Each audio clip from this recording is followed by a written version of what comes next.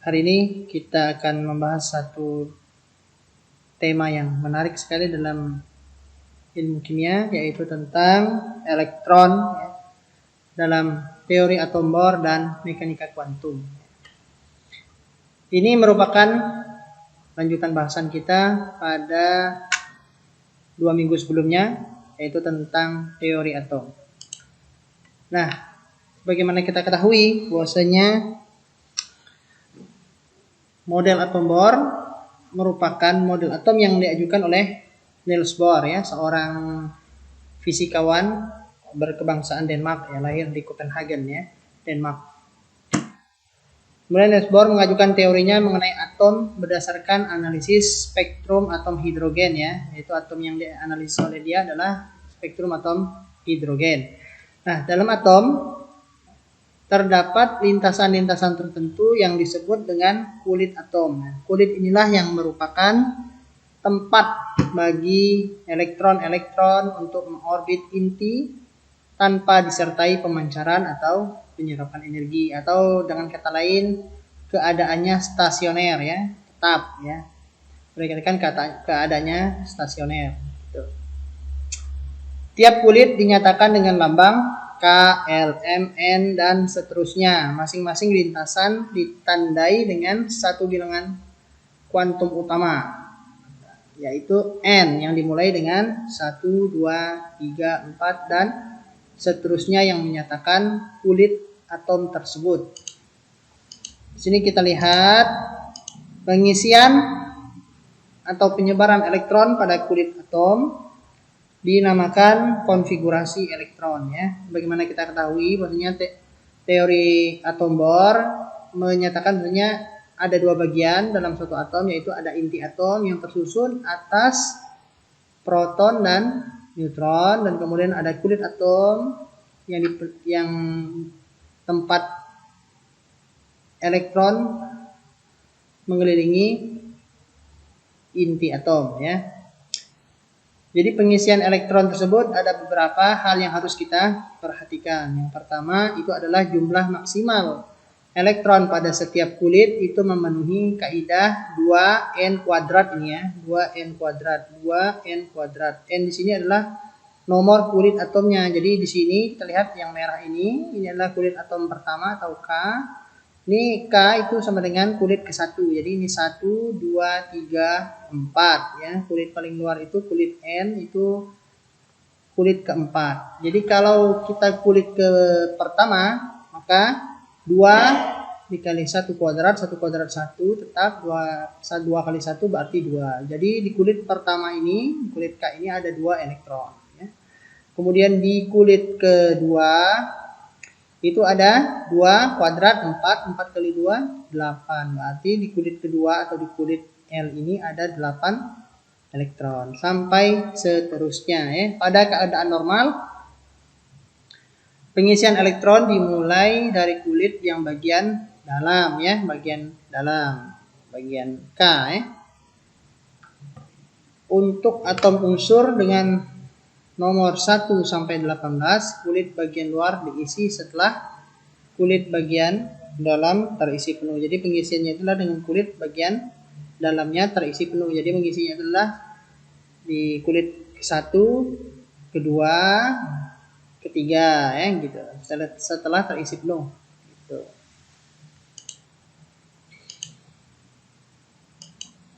Oke. Lihat di sini, ya. Elektron dalam teori atom Bohr, pengisian atau penyebaran elektron pada kulit disebut dengan konfigurasi elektron, ya. Jadi ini sudah. Nah, coba kita lihat di sini. Karbon itu jumlah elektronnya 6. Maka konfigurasi untuk karbon itu adalah pada kulit pertama atau K itu ada 2, pada kulit kedua atau L itu ada 4. 2 dan 4 menjadi totalnya 6 elektron. Bisa dipahami, ya. Demikian juga untuk klor. Klor itu jumlah elektronnya ada 17. Maka kita lihat jumlah kulit atomnya. Di kulit pertama itu K ada 2 elektron, maksimalnya 2. Kulit kedua itu ada 8 elektron maksimalnya, ya. Baru kemudian kulit ketiga ada 7 elektron. elektron. Demikian juga untuk natrium ya. Kulit pertama ini elektronnya ada 11, kulit pertamanya ada 2 elektron, maksimal 2 elektron, kulit kedua itu maksimal 8 elektron. Sebenarnya kulit ketiga ini 3 kali kuadrat ya, berarti 3 kali 3 9 kali 2 berarti 18 maksimal ya. 18 elektron di kulit ketiga. Tapi di sini elektron untuk natrium itu ada 1. Jadi totalnya 281 menjadi 11, 287 17 ya. Jadi elektron konfigurasi atau penyebaran elektron pada atom-atom terbagi menjadi ke dalam 3 kulit atom tersebut ya. Kita lanjutkan, kemudian ini ada istilah baru ya. Ada namanya istilah elektron valensi ya. Elektron valensi itu adalah jumlah elektron yang berada pada kulit terluar dan jumlah maksimal elektron valensi adalah 8 ya. Jumlah elektron valensi. Ini menyatakan jumlah golongan dalam tabel periodik ya. Elektron kulit terluar atom atau elektron valensi memegang peranan penting pada reaksi-reaksi kimia dan menentukan sifat-sifat kimia unsur. Sudah dipahami sekarang bahwasanya seluruh reaksi kimia yang terlibat dalam reaksi kimia biasa itu adalah seluruhnya hanya melibatkan elektron ya. Misalnya kita membakar sesuatu, kita makan, reaksi kimia biasa itu hanya melibatkan elektron. Ketika nanti ada melibatkan intinya, maka itu sudah reaksi kimia inti ya. Reaksi kimia inti yang bisa menghasilkan atau diperlukan energi yang sangat besar untuk melakukan suatu reaksi kimia inti. Nah, kita lihat di sini contoh ya. Ini jumlah elektronnya 1, 2 sampai 10. Kita anggap aja 10 sebagai contoh. Jadi kulitnya ada kulit 1 K, kulit 2L, kulit 3M, kulit 4N ya. Ini elektron valensi adalah elektron yang berada di kulit terluar. Jadi kita lihat di sini misalnya kita ambil satu aja ya, nomor 8 misalnya. Elektron dengan jumlah 8, maka kita pengisiannya itu adalah kita masukkan di kulit pertamanya. Kulit pertama maksimalnya ada 2 ya. Maka ada 2 di sini, kemudian kulit kedua itu 8 elektron maksimal. Ternyata ketika nomor elektronnya 8, di kulit kedua memuat 6 elektron ya, 6 elektron. Jadi elektron valensinya adalah elektron yang berada pada kulit terluar. Pada kulit terluar ini adalah M. Jadi elektron valensi dari elektron yang jumlahnya 8 itu adalah 6. Nah, ini kita lihat ini contoh unsur-unsur ya yang nanti kita akan lihat ya. Misalnya kita ambil satu yaitu kalium. Ini kalium ya, nomor atomnya 19. Oke, 19. Kita lihat di sini. Kulit pertama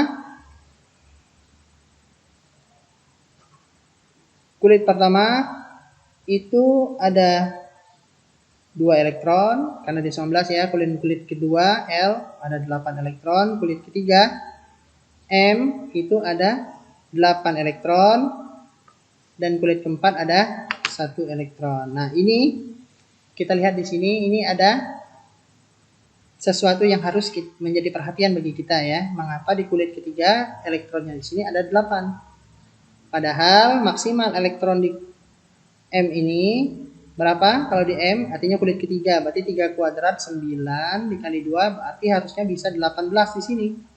Di kalium ini bisa 18, artinya bisa 9 di sini. 2, 8, 9. Tapi mengapa harus dipisah? Nah, inilah yang teori Bohr tidak bisa menjelaskannya ya. Nanti kita akan ada di mekanika kuantum kita menjelaskan mengapa kemudian elektron satu ini justru jatuh di kulit keempat, bukan kulit ketiga gitu ya. Meskipun sebenarnya di kulit ketiga ini itu memiliki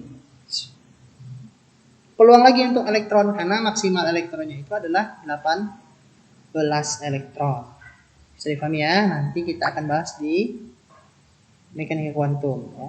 Jadi di sini di kulit keempatnya ada 1 ya. Jadi 2 8 8 1. Jadi elektron valensinya ada 1. Jadi yang ini yang menjadi kita pertanyaan, mengapa di kulit ketiga harusnya bisa 18 elektron tapi mengapa cuman ditaruh 8 elektron? Seharusnya bisa 9 elektron di sini. Elektron valensinya seharusnya 9, tapi mengapa di sini Tidak bisa diletakkan demikian. Nah, itulah salah satu kelemahan dari Bohr ya, tidak bisa menjelaskan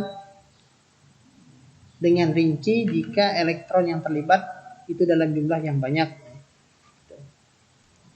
Dan elektron valensi ini juga menentukan sifat-sifat dari unsur kimia tersebut ya. Jadi golongan itu merupakan letak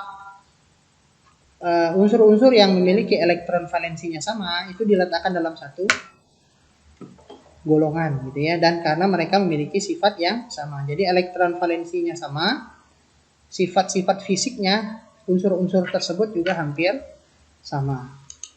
Nah, kita lanjut ke elektron dalam teori mekanika kuantum ya. Jadi dalam teori mekanika kuantum itu didasarkan pada sifat dualisme elektron atau dualisme cahaya ya.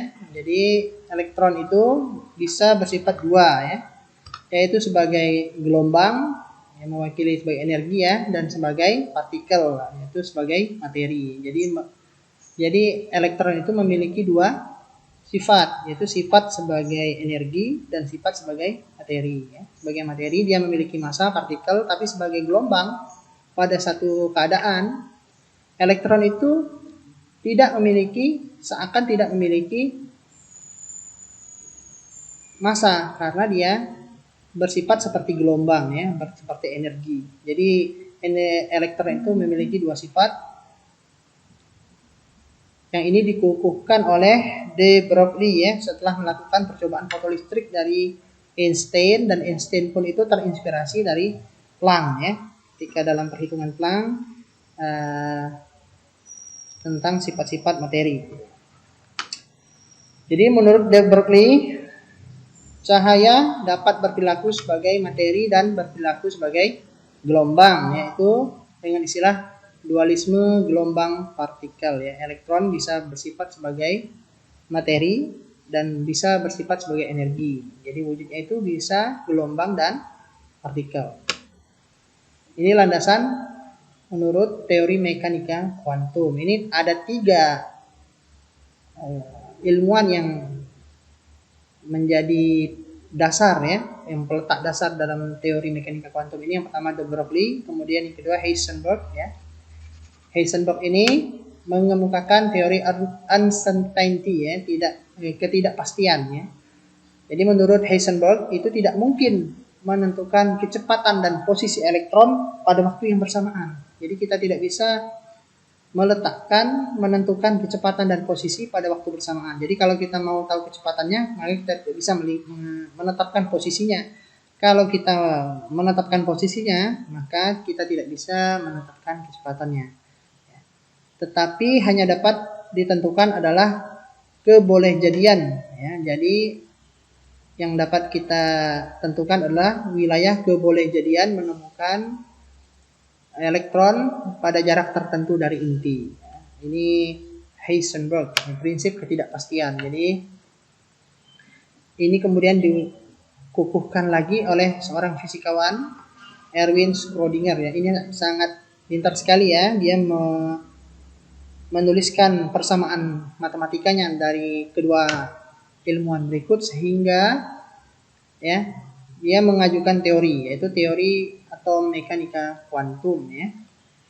Kedudukan elektron dalam atom tidak dapat ditentukan dengan pasti ya. Kedudukannya tidak dapat ditentukan dengan pasti. Yang dapat ditentukan adalah kemungkinan untuk menemukan elektron sebagai fungsi jarak dari ini.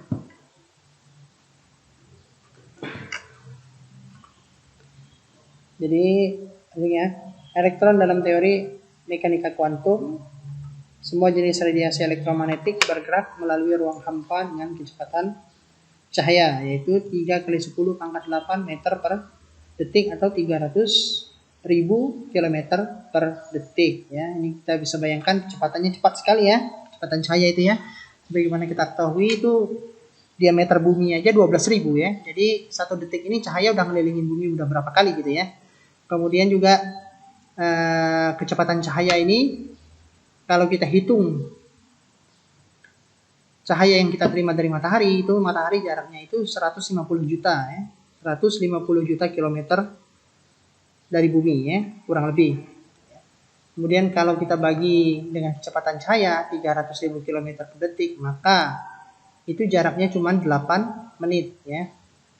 Jadi cahaya yang kita nikmati di bumi ini adalah 8 menit ya. Cahaya yang dipancarkan dari matahari. Jadi cahaya yang dipancarkan dari matahari itu 8 menit kemudian baru sampai di bumi ya. Apabila unsur dipanaskan akan membara. Selanjutnya akan memancarkan cahaya dengan warna tertentu ya. Spektrum lengkap dihasilkan oleh cahaya matahari. Jadi cahaya matahari itu sebagai spektrum kontinu. Jadi cahaya matahari itu menghasilkan spektrum yang kontinu, banyak sekali panjang gelombangnya ya, macam-macam. Sementara itu spektrum yang dihasilkan oleh unsur hanya mengandung beberapa garis warna yang terpisah satu sama lain sehingga dikenal dengan spektrum garis ya. Menurut teori fisika klasik, atom atau zat padat dapat menyerap atau memancarkan energi berapapun besarnya. Atom ya, semua benda itu dapat memancarkan dan menyerap energi berapapun besarnya. Tapi menurut Planck, ya, atom-atom dalam suatu zat hanya dapat menyerap dan memancarkan energi pada paket-paket gelombang tertentu yang disebut dengan kuantum. Ya. Oleh karena itulah teori ini oleh Max Planck disebut dengan teori mekanika kuantum.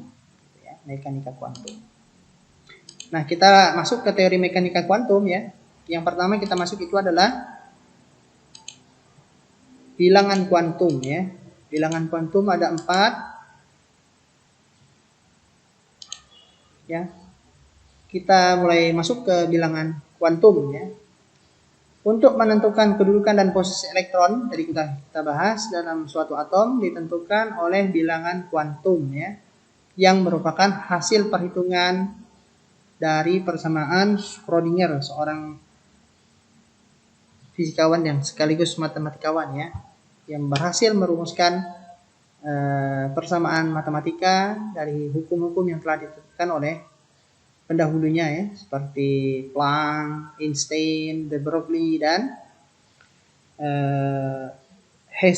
Heisenberg ya, Heisenberg.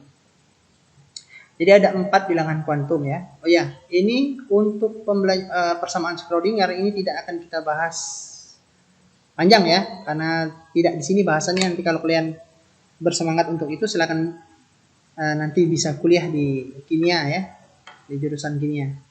Karena lanjut, ada 4 bilangan kuantum, yaitu bilangan kuantum utama dilambangkan dengan N ya, bilangan kuantum azimut dilambang dengan L, bilangan kuantum magnetik dilambangkan dengan M, bilangan kuantum spin dilambangkan dengan S. Bilangan kuantum utama azimut magnetik menyatakan posisi elektron dalam suatu atom ya, menyatakan posisi elektron dalam suatu atom.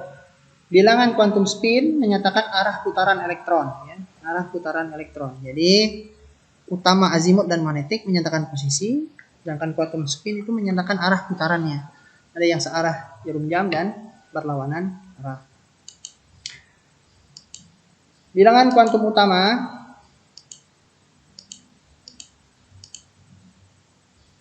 Oke, kita lihat di sini ya. Elektron berada pada tingkat energi tertentu. Bilangan kuantum utama atau N itu menyatakan bentuk ukuran dan tingkat energi orbital. Semakin besar N, semakin besar orbitalnya. Ini ya, semakin besar N, semakin besar orbitalnya. Semakin bilangan kuantum utamanya besar, maka orbitalnya akan semakin besar. Sekumpulan orbital dengan nilai N yang sama disebut dengan kulit ya.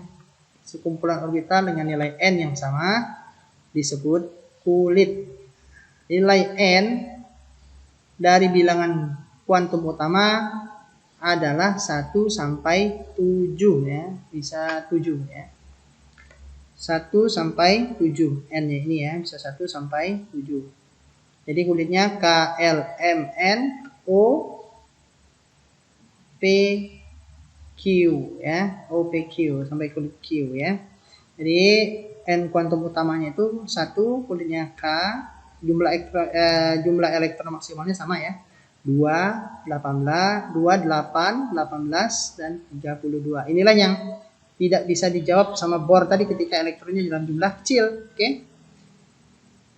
Nah, ini dijelaskan pada teori mekanika kuantum. Mengapa kalium tadi satu elektronnya itu ternyata cuma satu di sini, ya, langsung menempati kulit keempat, padahal kapasitas elektron maksimal dari kulit ketiga ini adalah 18, seharusnya bisa 9 di sini, tapi mengapa ditaruh 1? Nanti akan kita mulai disinggung di sini ya, nanti kan kita coba gali lagi lebih lanjut. Oke, selanjutnya kita bilangan kuantum azimut. Nah, bilangan kuantum azimut ini dilambangkan dengan L. Kulit terdiri atas orbital dengan energi yang berbeda.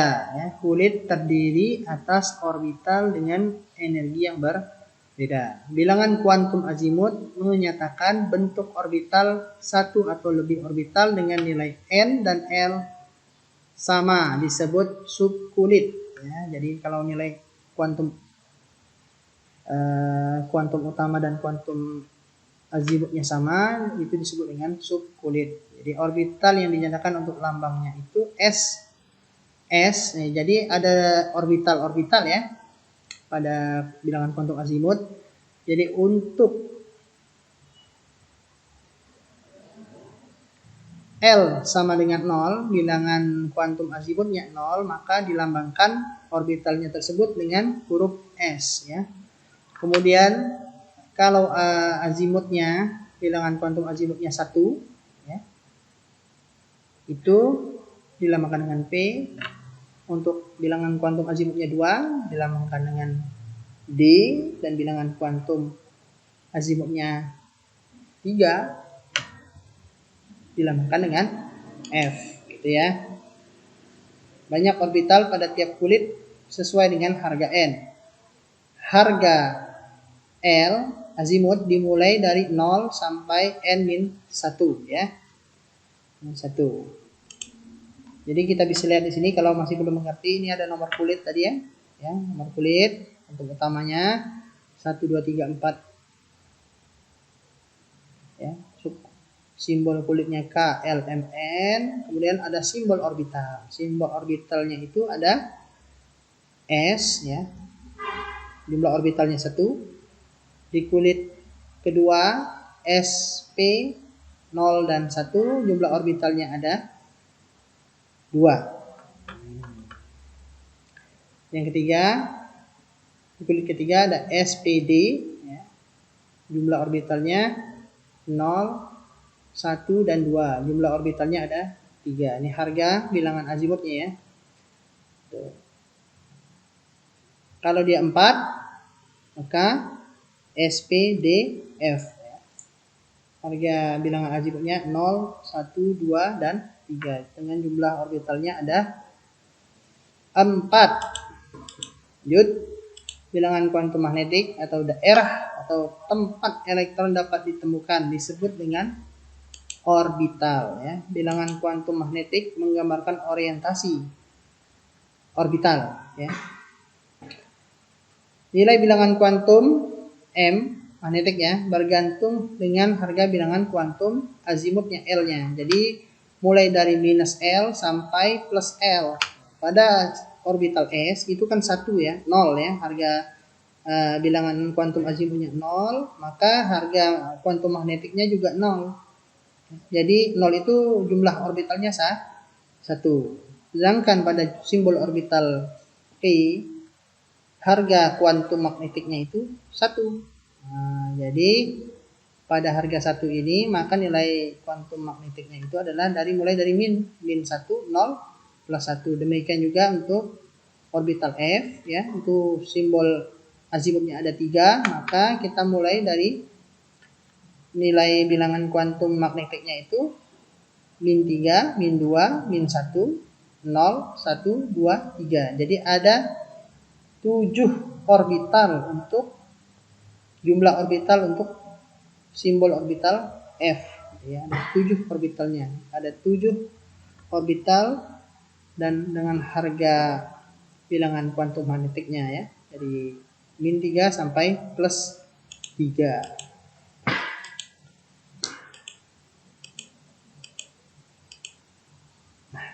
Ini orbital S atau kuantum azimutnya sama dengan 0 mempunyai satu harga ya. M, sehingga kuantum magnetiknya juga sama dengan 0. Artinya orbital S hanya memiliki satu orbital ya. Orbital S memiliki satu orbital. Kuantum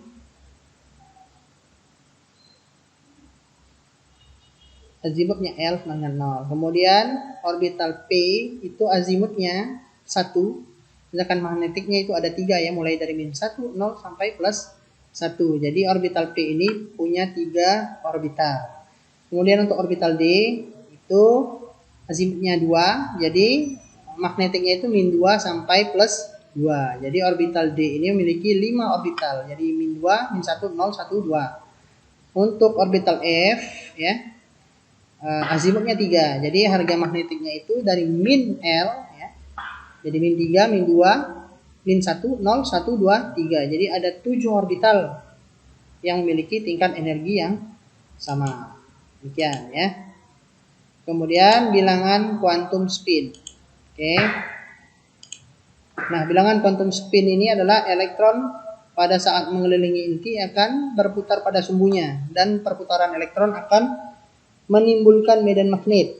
Arah putaran elektron yang mungkin terjadi adalah searah jarum jam atau berlawanan arah dengan jarum jam. Ya, bilangan quantum spin menyatakan kemana arah elektron tersebut berputar. Gitu ya. Kalau arahnya berlawanan, maka elektron akan berlaku sebagai kutub magnet yang berlawanan. Jadi akan terjadi tarik menarik. Kalau putarannya searah, maka elektron akan tolak menolak ya. Bilangan quantum spin tadi. Oke. Nah, ini untuk orbital S ya. Jadi orbital S itu memiliki satu orbital saja ya. Satu jumlah orbitalnya 1 ya. Seperti ini. Namanya orbital 1s ya. Jadi beredar memiliki jarak yang sama terhadap inti. Gitu. Ini 2s sama. 2s-nya ya. Kemudian untuk orbital P memiliki 3 orbital ya, yaitu orbital PX ya. PX dan ini orbital PX ya. Ini orbitalnya ada juga terhadap sumbu X, ada PY ya, terhadap sumbu Y, dan PZ terhadap sumbu Z. Ada 3 jumlah orbital pada orbital P ya, PX, PY, dan PZ. Orbital D itu memiliki 5 ya. Jadi D XY ya. Kemudian DYZ terhadap sumbu Y dan terhadap sumbu Z. Kemudian orbital DXZ, kemudian orbital DX kuadrat dan Y kuadrat, kemudian D orbital DZ kuadrat. Jadi ada 5 ya. Jumlah orbital pada. Oke, kita lanjutkan. Nah, di sini ada bagaimana teknik atau cara pengisian elektron pada orbital ya.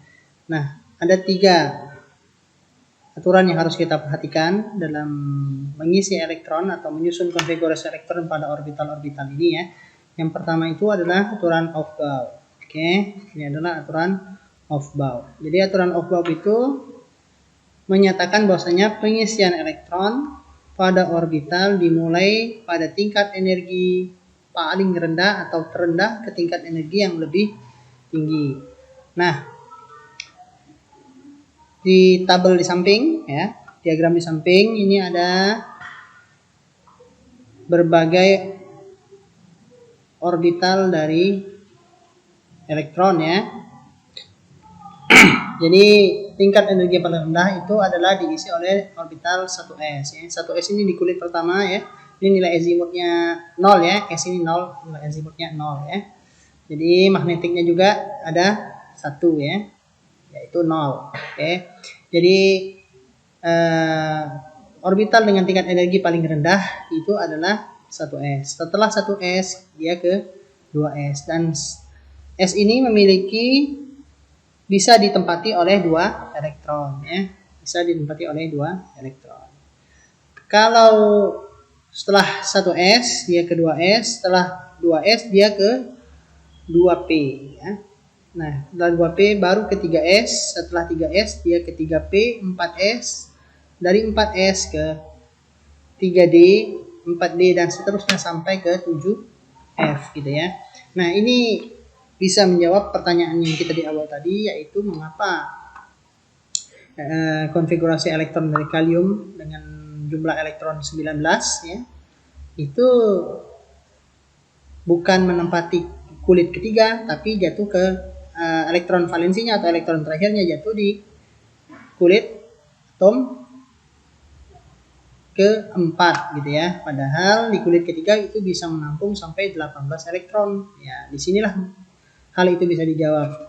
Kita lihat di sini misalnya kalium ya.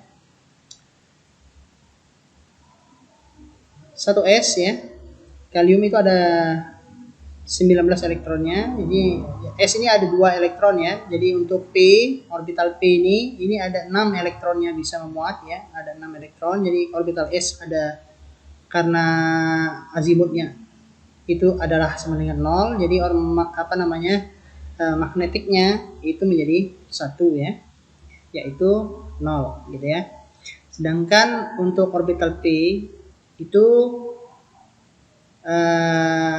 bilangan kuantum azimutnya itu adalah 1 ya. Jadi bilangan magnetiknya itu dari min 1, 0 ke min 1 dia ada 3. Jadi ada 6 elektron bisa dimuat di orbital P. D ada 10 elektron, F ada 14 elektron yang bisa muat dalam orbital F. Jadi kita langsung susun di sini. Di sini sudah ada 2 elektron jadi 4. Sini ada 6, 10 elektron. Di sini ada 2 elektron ya, berarti 4, 10, 12. Nah, tadi ini sudah 12 elektron ya, di sini ada 6 ya. Kemudian 12 tambah 6 yaitu menjadi 18, 19. Jadi kalium konfigurasi kalium tadi itu jatuh di 4s ya, bukan ke 3d ya. Meskipun di dalam kulit 3 ini ada orbital 3d.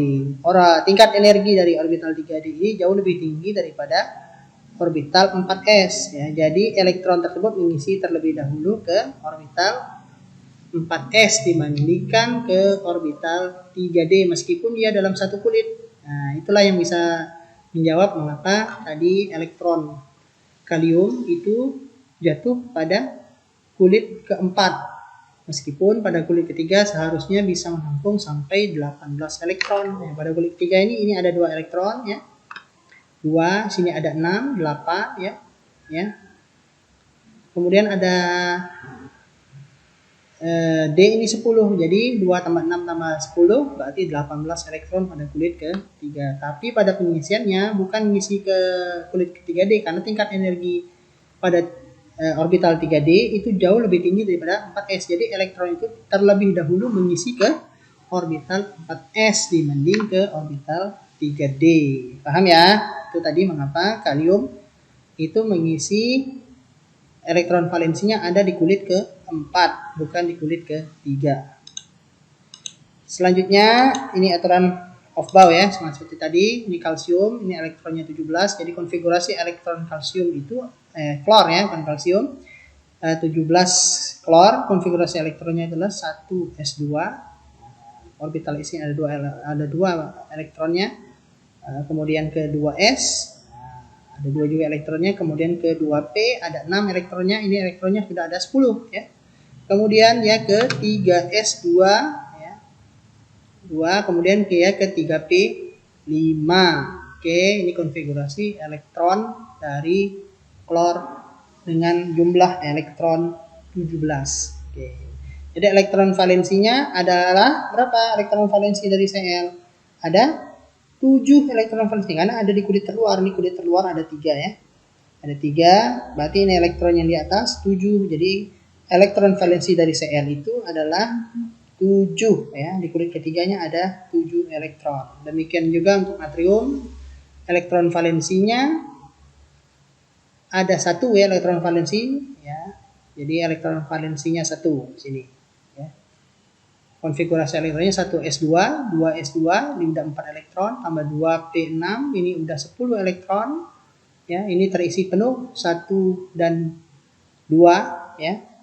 Kulit 1 dan kulit kedua terisi penuh dan jatuh elektron terakhirnya pada kulit 3s ya. Ini elektron pertama. Jadi elektron valensinya ada 1, sedangkan fluor ini ada 7 elektron valensinya pada kulit ke 3 pada orbital S dan P. Kita lanjutkan ke larangan Pauli ya, yaitu larangan Pauli, aturan larangan Pauli.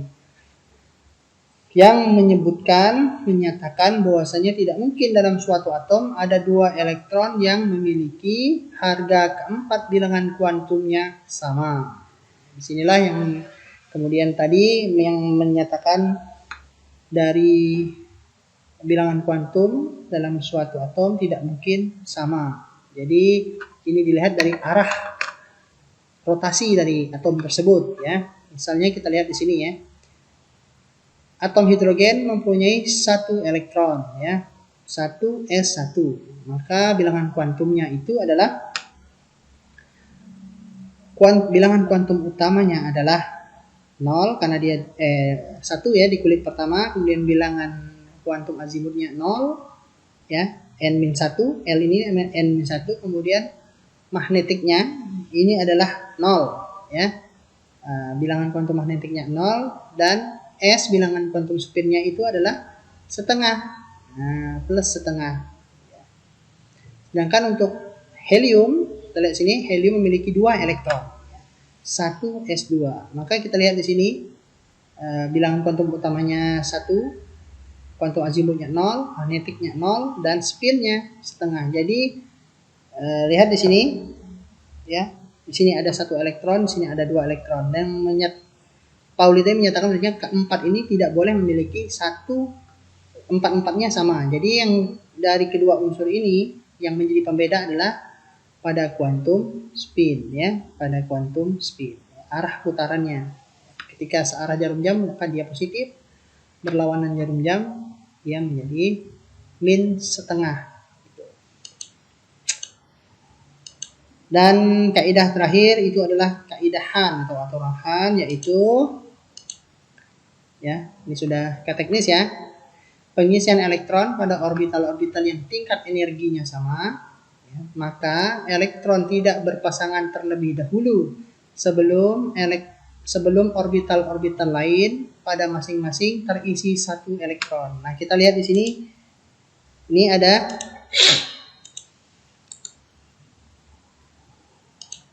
ada 3 contoh ya. Kita lihat di sini ada karbon. Karbon ini nomor atomnya 6 ya. Jadi jumlah elektronnya itu 6. Lihat kita susun konfigurasi elektronnya berdasarkan aturan dari Aufbau ya. Aturan Aufbau. Kemudian kita isi dari tingkat orbital yang paling rendah, yaitu orbital paling rendah adalah 1s.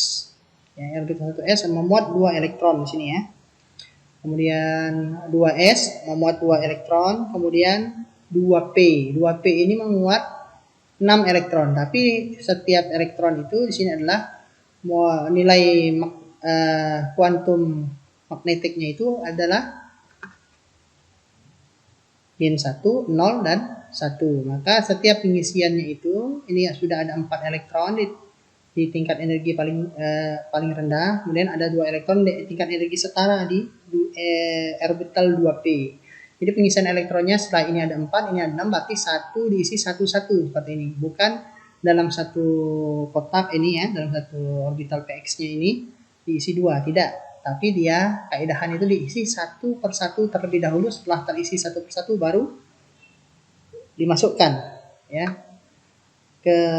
Baru diperbolehkan berpasangan elektron tersebut dalam satu suborbital gitu ya. Di sini kita lihat pada belerang ya, 16s, kita lihat di sini. Yang cukup kita perhatikan saja itu pada orbital 3p ya. Nah, ini.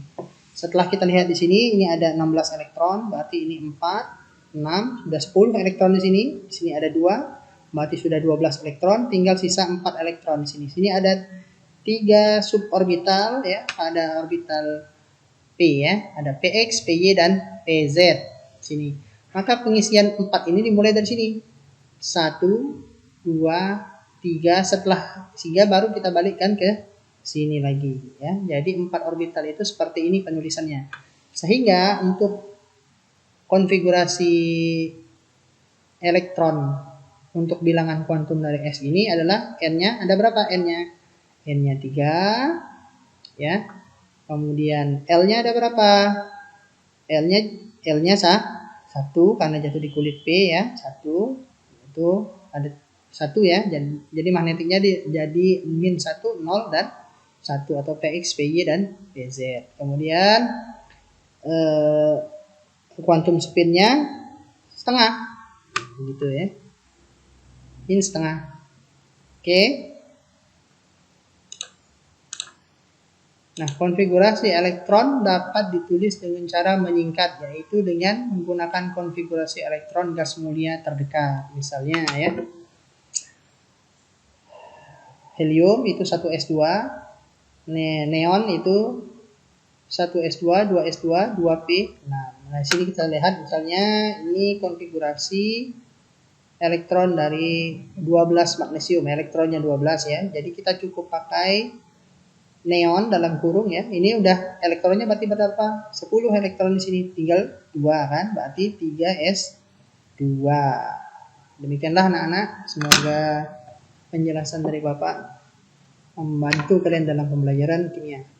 Bapak akhiri, Assalamualaikum warahmatullahi wabarakatuh.